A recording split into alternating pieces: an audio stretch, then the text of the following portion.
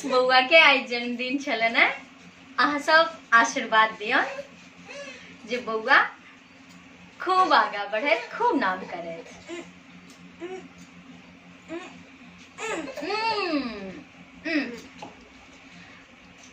आ प्रिंस के नानी माँ, मौसी, हाँ मामी, आ प्रिंस के बहिन है, मामी के बेटी छतीन। देखिए देखिए